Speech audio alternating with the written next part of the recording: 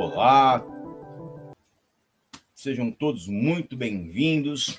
Meu nome é Luciano de Almeida Pereira.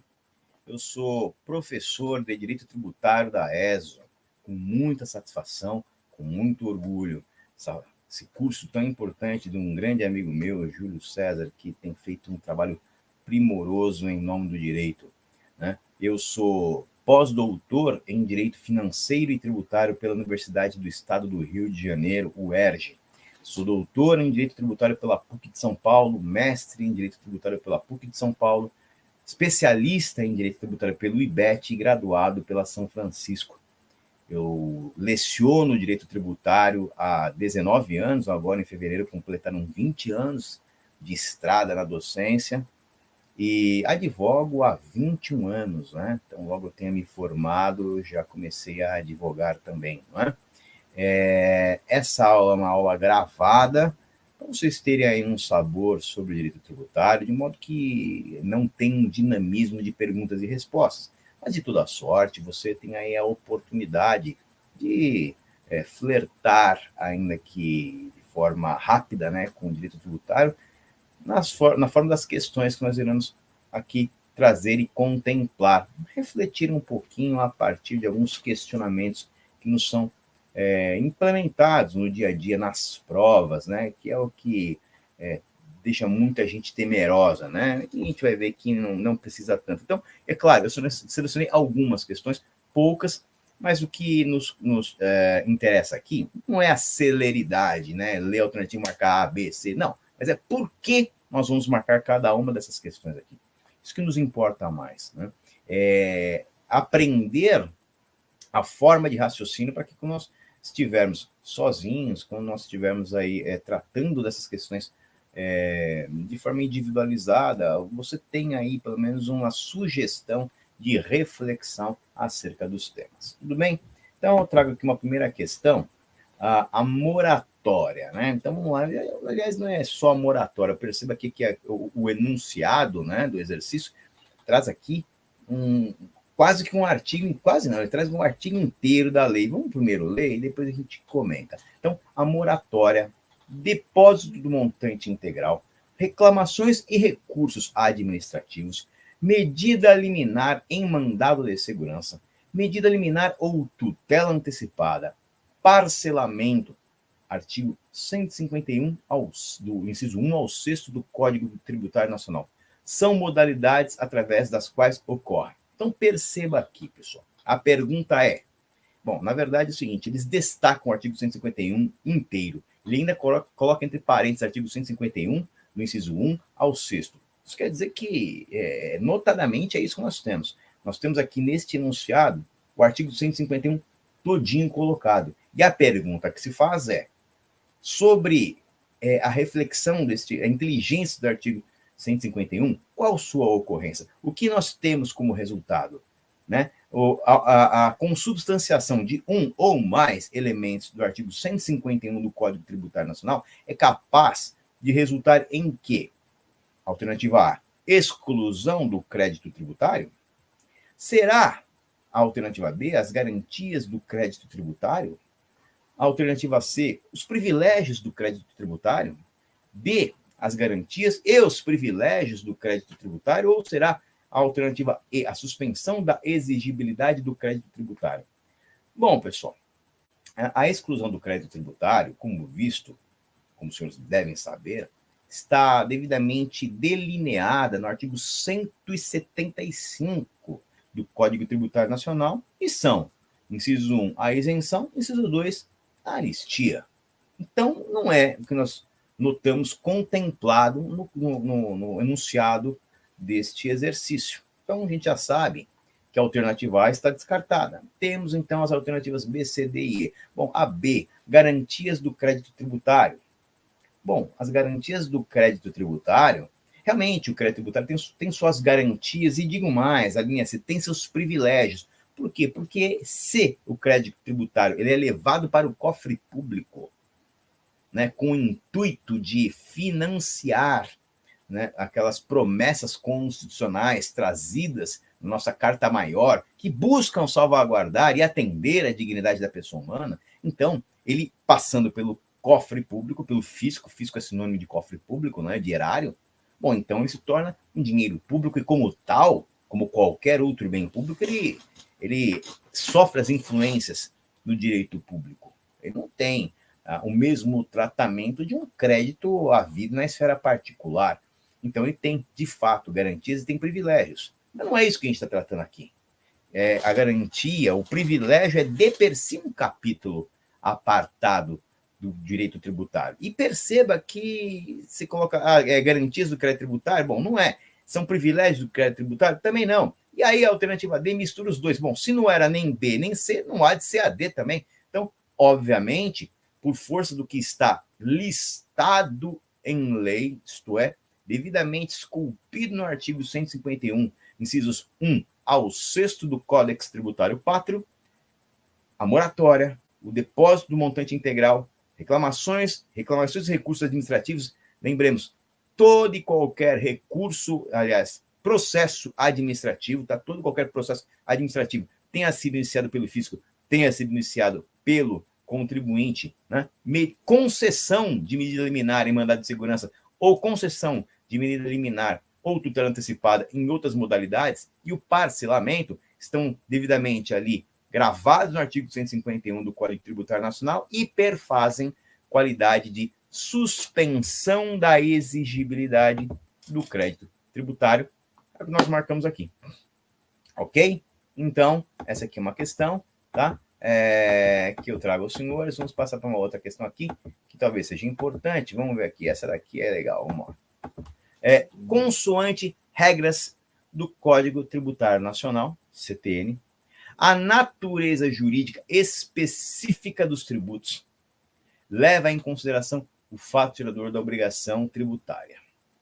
Esse dispositivo do Código distingue. Bom, primeiramente, a natureza jurídica dos tributos no Código Tributário Nacional são medidas pelos elementos listados no artigo 4º de tal diploma.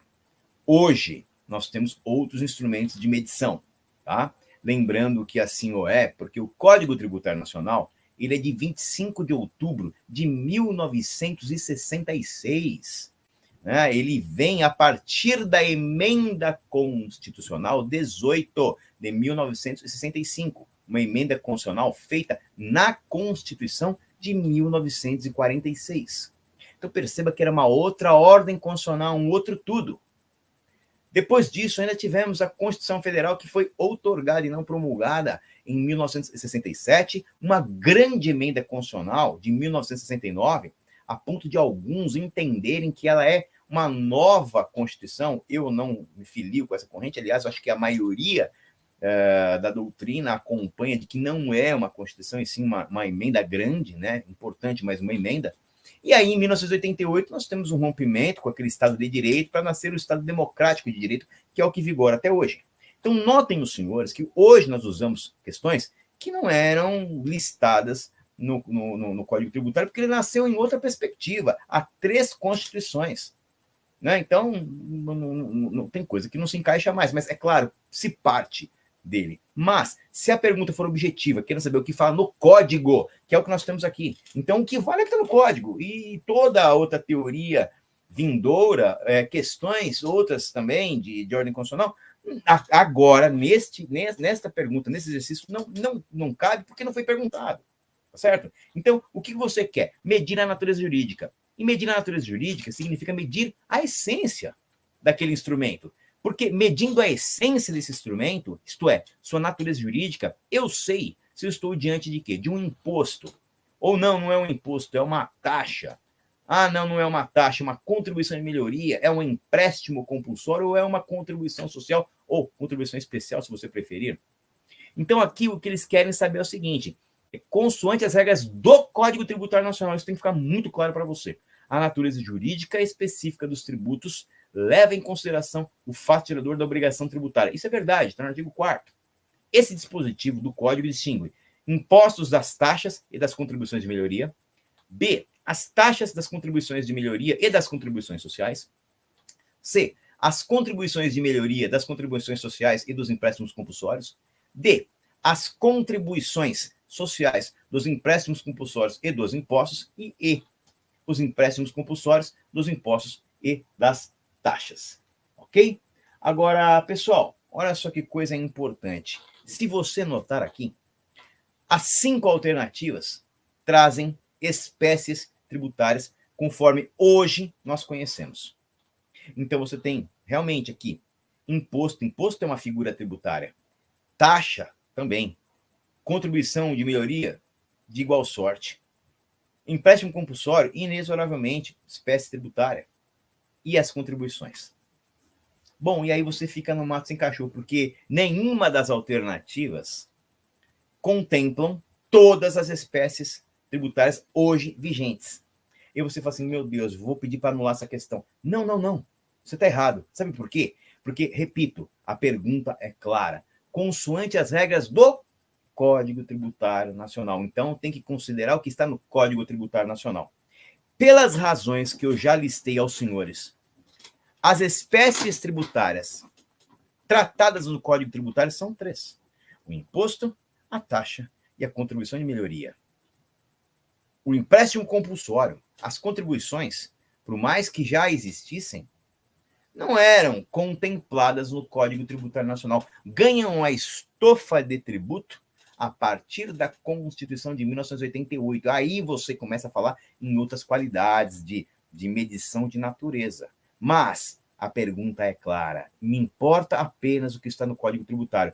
E no Código Tributário, como só tem 3 espécies de tributo, a natureza jurídica, portanto, vai medir o que? A diferença havida entre impostos, os impostos das taxas e das taxas das contribuições de melhoria e, evidentemente, volta ali, né, a contribuição de melhoria se distinguindo do imposto. Então, você tem um se diferenciando do outro, consequentemente, concomitantemente, ok? Olha que maravilha, né? Que bela questão, né? Uma questão para a gente refletir, né?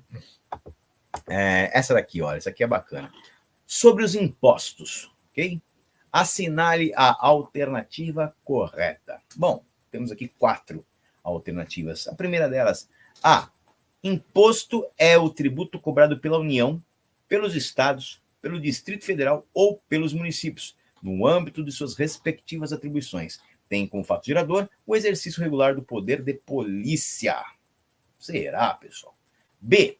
O imposto é tributo cuja obrigação tem por fato gerador uma situação independente de qualquer atividade estatal específica relativa ao contribuinte. C. Imposto é o tributo cuja obrigação tem por fato gerador uma situação dependente de atividade estatal específica relativa ao contribuinte. E D. O imposto é o tributo cuja obrigação tem por fato gerador uma situação independente de qualquer atividade privada. Ora, vamos lá, aqui a alternativa correta é a B. Sabe por que é a letra B? Porque veja só, o imposto é o tributo cobrado pela União, pelos estados, pelo Distrito Federal ou pelos municípios, no âmbito de suas respectivas obrigações e tem como fato gerador o exercício regular do poder de polícia. Não, pelo amor de Deus, é claro que não. É claro que não. Sabe por quê? Porque o exercício do poder de polícia é fato gerador de fato, mas para a taxa. Perceba que aqui você tem que ter uma noção de tributos vinculados e não vinculados. O que é um tributo vinculado? É aquele tributo que ele é vinculado a uma prévia atuação do Estado. Primeiro o Estado age em seu favor e depois ele lhe cobra. Ou ele age com um exercício específico, né?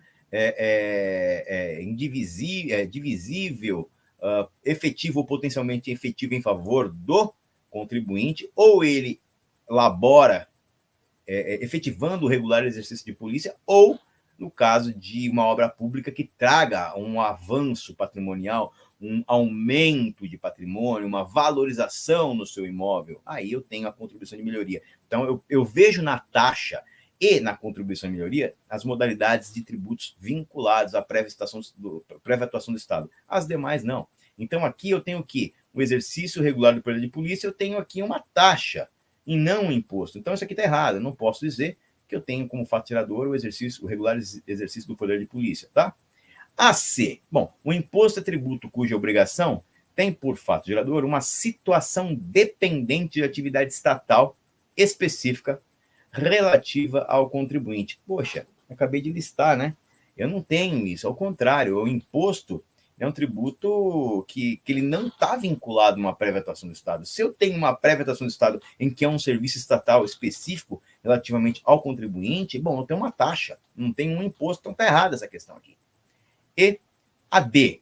Imposto é o tributo cuja obrigação tem por fato gerador uma situação independente de qualquer atividade privada? Não, muito pelo contrário. Se você perceber, todo imposto é precedido de uma relação primeiramente regrada pelo direito civil, pelo direito privado. Não é o civil, é um outro qualquer, mas de índole privada. Porque vamos pegar aqui, três exemplos só. E vocês peguem a forma de raciocinar e vocês apliquem para qualquer outro tipo de imposto. Não tributo, imposto. Olha só. Por exemplo, ICMS, Imposto sobre a Circulação de Mercadorias e Serviços. A mercadoria é a circulação da mercadoria, incide ICMS em circulação, no caso é a jurídica e não a física. Indica dizer troca de titularidade. Isso é circulação para fins de ICMS. Então, olha só que maravilha, né? Eu tenho a circulação de mercadoria porque eu vendi, por isso trocou a titularidade. Ora, a venda é resultado de um contrato de compra e venda. Ora, se eu tenho um contrato de compra e venda, eu tenho inexoravelmente uma relação de direito privado. Certo? Uma relação de direito privado. Primeiro, uma relação de direito privado. E depois, por ter havido essa relação de direito privado, veja, o legislador listou na lei tributária como fato gerador, né? Que equivale a um tipo, né? Circular de mercadoria paga o ICMS, teve essa circulação que, na verdade, vem de um contrato de compra e venda, e aí eu tenho o ICMS. ISS é uma obrigação de fazer, né? Eu tenho uma obrigação, uma prestação de serviço. Então, o sujeito contrata um serviço qualquer, ele presta o serviço e ele, por prestar o serviço, né, o contratado, no caso, ele deve pagar o ISSQN, o Imposto sobre Serviços de Qualquer Natureza. Perceba que na medida em que ele é contratado, ele tem uma obrigação de fazer. Veja, eu tenho um contrato de prestação de serviço e por isso eu pago o ISSQN, porque a lei listou a prestação de serviço como força suficiente para trazer à colação o imposto sobre serviços de qualquer natureza. O ser proprietário de veículo automotor. Bom, aí vai depender um pouco do estado, mas automóvel, motocicleta, jet ski, embarcações, enfim. Né? Se eu sou o proprietário, veja que a propriedade é um instituto de direito civil, mas sobre a propriedade vem o direito tributário e derrama seus efeitos, fazendo com que você se torne contribuinte, portanto, deva pagar o IPVA, Imposto sobre a Propriedade de Veículos Automotores. Ok, pessoal? Então veja que a coisa não é tão difícil assim, tá? Muito bem. E é por isso que a alternativa B está correta. Olha, o imposto é o tributo cuja obrigação tem por fato gerador a situação independente de qualquer atividade estatal específica relativa ao contribuinte, tá? Uma outra questão aqui para vocês. Essa aqui não acho tão interessante. Vamos ver se daqui. Aqui, já é da magistratura, né? Peguei uma da magistratura e é interessante que nós tenhamos aqui uma análise sobre, né? Então, olha, é causa de extinção do crédito tributário. Lembrando que o crédito tributário, as hipóteses de extinção, as cláusulas de extinção do crédito tributário estão devidamente plasmadas no artigo 156 do Código Tributário Nacional, ok? Não confunda com 151. 151 é a suspensão da exigibilidade. 156 são aquelas cláusulas que extinguem o tributo. Então, temos aqui a alternativa A, a anistia. A alternativa B, a isenção.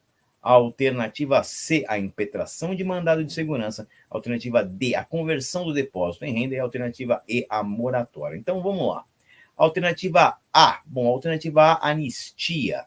Anistia, que em bom português quer dizer perdão. Aí você falou, bom, perdão deve ser do crédito tributário, né? Pois é, mas não é, tá? A anistia está listada no artigo 175, inciso 2 do Código Tributário Nacional. e se conforma na qualidade de exclusão do crédito tributário. O que é perdoado aqui são as punições, né, vindouras do não pagamento de tributo. Então, não, nós não temos na anistia a cláusula de extinção do crédito tributário. E a isenção, hein? Bom, a isenção também está devidamente delineada no artigo 175, só que inciso 1 do Código Tributário Nacional, e é classicamente exclusão do crédito tributário, portanto, também não perfaz a qualidade da resposta correta. Não é ela que deva ser aqui apontada como correta, porque não é. Ela não é extinção, ela, assim como a anistia, ambas são modalidades de exclusão do crédito tributário, pelo menos assim contemplado no Código Tributário Nacional. Nós temos a isenção no inciso 1º, né, do artigo 175 e a anistia, inciso 2º. Tá? Muito bem. A impetração de mandado de segurança. Bom, pessoal, a impetração do mandado de segurança, de per si, não é nada. É só o seu exercício de ação. Nada mais, exercício de ação e de petição, né?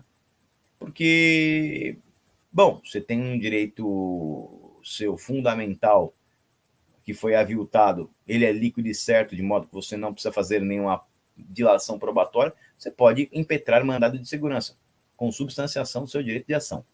Mas a impetração de per si não traz nenhum evento, nenhum efeito no direito tributário, né? Agora, o que eu tenho, conforme o artigo 151, é a concessão de liminar em mandado de segurança. Ah, bom, aí sim. Se eu impetro o mandado de segurança e peço liminar, até nem tem sentido algum você impetrar mandado de segurança se não pedir liminar, né? Aí você pede, né, tem a sua tutela de urgência ali devidamente desenhada, você pede medida liminar na impetração, quando da impetração do mandado de segurança, e esse teu pleito é atendido, isto é, lhe concedem o mandado de segurança, bom, aí sim eu tenho a suspensão da exigibilidade, mas também não é a extinção. Então perceba que não é nada, e ainda que fosse, ainda que a questão tivesse trazido a liminar concedida, mesmo assim, não seria a alternativa a ser marcada, porque ela quer saber aqui qual é a cláusula de extinção. E ainda que eu tivesse esse atendimento desta medida liminar, eu não teria uma extinção, eu teria uma suspensão, mas não é um caso nem outro. Então, a C, completamente fora de cogitação. A D, a conversão do depósito em renda. Bom, lá atrás, no seu processo, você fez do depósito do montante integral, para você evitar, inclusive, correção.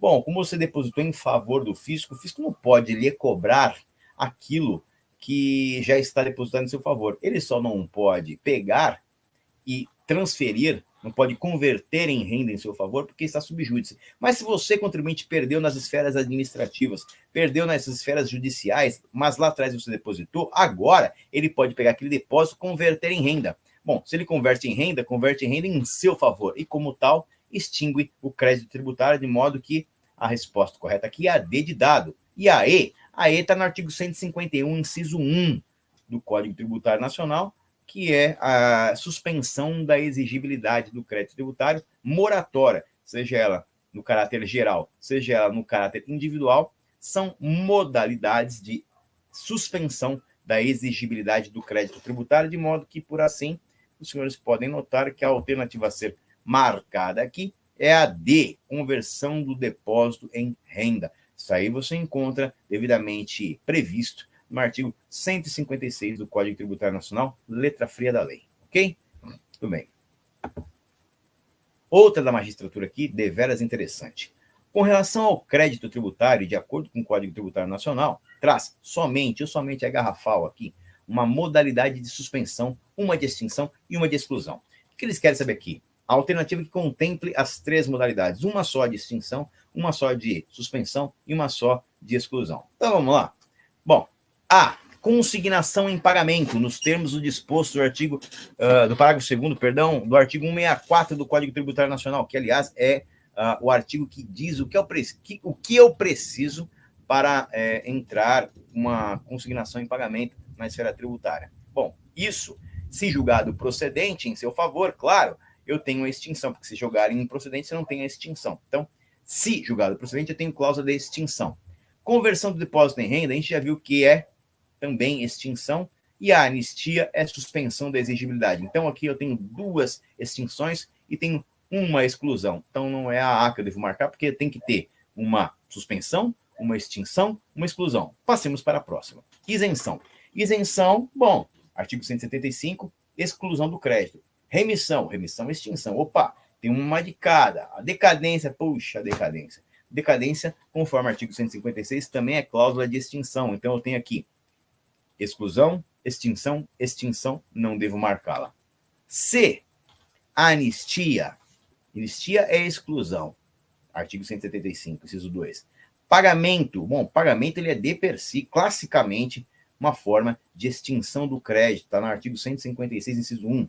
E a compensação, também extinção. Então, eu tenho aqui exclusão, extinção, extinção, também não devo marcar.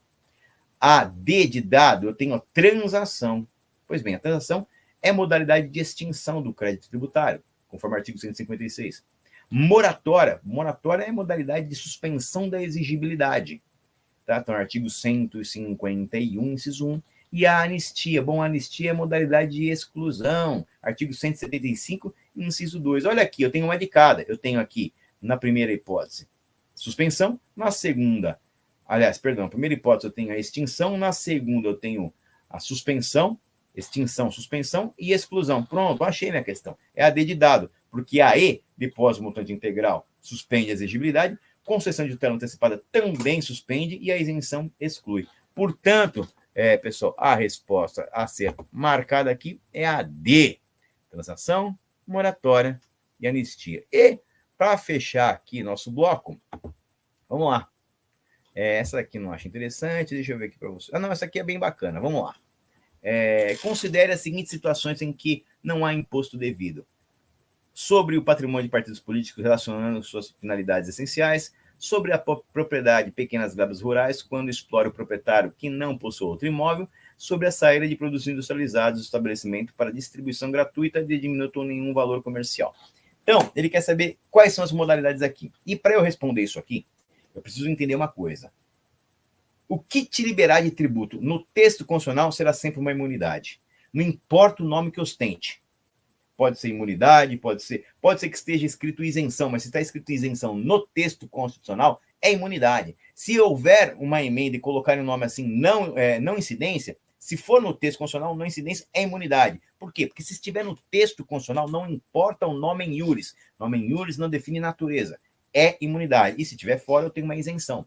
Então aqui, veja, você percebe que o patrimônio dos partidos políticos relacionados às suas finalidades essenciais, bom, isso é imunidade, está no artigo 150. Inciso 6, se eu não me engano, é a linha C. Tá? Bom, eu tenho uma imunidade. Quem é que disse, onde eu encontro, que sobre a propriedade de pequenas glebas rurais, quando as explore o proprietário que não possui outro imóvel, está liberado de tributo? A Constituição. A Constituição diz que está isento. Só que tem uma coisa, meus amigos. A isenção, se está no texto constitucional, é imunidade, independentemente do nome. Então, eu tenho uma imunidade aqui também. E, na última hipótese, o que eu tenho aqui? Sobre a saída de produtos industrializados do estabelecimento para distribuição gratuita de diminuto nenhum valor comercial, eu tenho aqui um elemento trazido por lei, não pela Constituição. Oportunidade, onde eu tenho o quê, então? Eu tenho uma, isenção. Logo, qual é a alternativa que eu devo marcar, pessoal? É a E, porque eu tenho uma imunidade e uma isenção. Logo, repito, a alternativa correta é a E. Ok? Bom, então essa aqui foi uma apresentação breve para os senhores. Eu aqui encerro este bloco de perguntas. Espero que os senhores tenham pego a forma de raciocínio que eu proponho, não é a única, mas eu aplico há 19 anos isso e tem dado bons resultados ao longo desses anos. Eu agradeço sobremaneira a atenção de vocês e que vocês tenham muita sorte nas suas vidas profissional e pessoal, sobretudo. Um grande abraço a todos, até uma próxima oportunidade, pessoal. Tchau, tchau.